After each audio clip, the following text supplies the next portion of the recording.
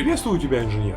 С этим видео я открываю плейлист по двигателю MAN серии ME. Это вроде как собрат RT-Flex Зульцера, о котором уже есть целая пачка видео на канале. Но конструкторы, когда разрабатывали этот движок, курили не такую забористую шмаль, и решения здесь куда более технологичные. Поехали!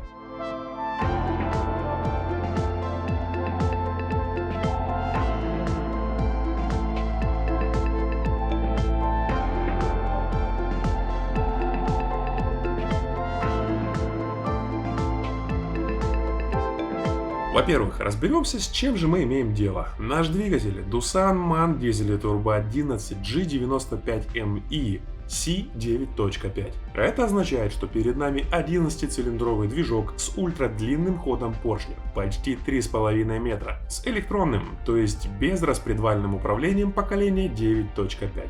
Что говорит о том, что среднее эффективное давление 21 бар. А Doosan — это завод-изготовитель, что по мановской франшизе изготовил движок в металле. Это, кстати, Корея. И сразу хочу сказать, что это не просто старый движок с новой прошивкой. Это тебе не iPhone. Это принципиально новая машина. Чтобы лучше понимать эту информацию, постоянно держи в голове, что ход поршня в этом движке 3,5 метра. С этим фактом связано много технических моментов. Зачем вообще увеличивать ход поршня? Курить термодинамику, инженер.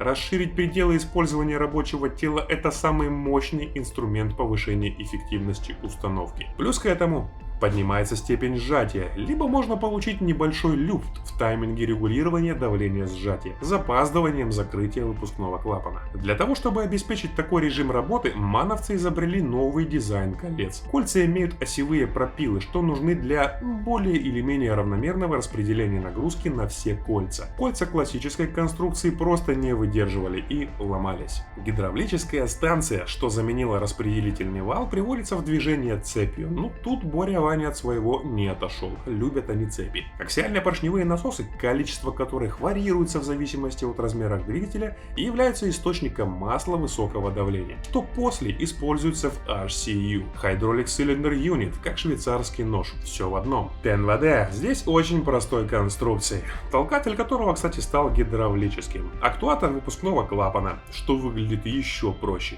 И альфа-лубрикатор, что живет своей жизнью, но работает все от того же масла высокого давления. А еще HCU оснащен азотными аккумуляторами, что гасят волновые явления в гидравлической системе и смягчают просадки давления. В качестве управляющего органа для ТНВД, который здесь, кстати, называется Fuel Booster, и клапана, раньше был блок FIVA, что в одиночку справлялся и с тем, и с другим, но из-за нестабильной работы был заменен на блок ELFI для насоса и ELVA для клапана. Альфа-лубрикатор с годами практически не меняется. Для запуска двигателя, когда основные насосы молчат, есть пара насосов с автономными приводами.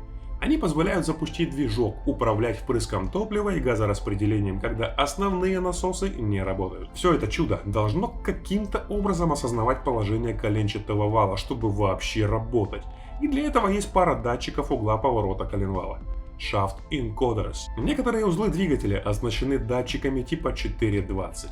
Датчик емкостного типа с выходным сигналом от 4 до 20 мА. На ELFI он позволяет понять, сколько же топлива отправилось в форсунки. На лубрикаторе понять расход масла. Также датчиком положения оснащен выпускной клапан. На крышке цилиндра PMI сенсор, позволяющий в режиме реального времени отслеживать давление в цилиндрах. Информация со всех датчиков стекает в систему управления, а при помощи MOC-монитора можно изменять параметры работы любого отдельно взятого цилиндра или всех сразу, не выходя из ЦПУ. Помнишь, я тебе говорил про ход поршня в почти 3,5 метра?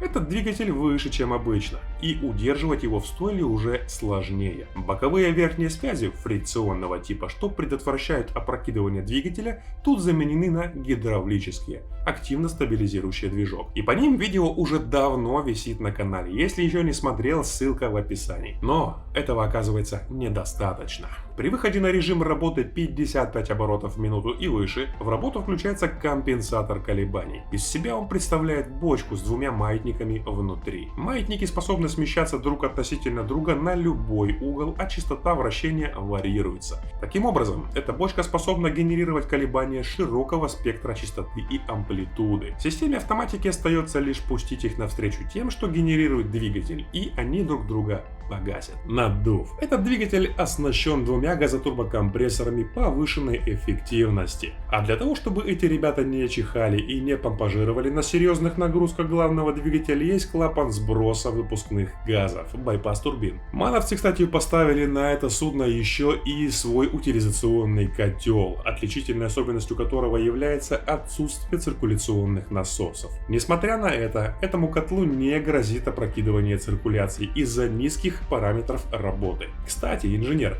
а что такое опрокидывание циркуляции? При каких условиях оно возникает и как с этим бороться? Напиши-ка мне в комментариях. Ну вот, инженер, теперь ты знаком с буреванием серии МЕ. Последующие видео будут разбирать конкретные узлы и конкретные системы более детально. Увидимся.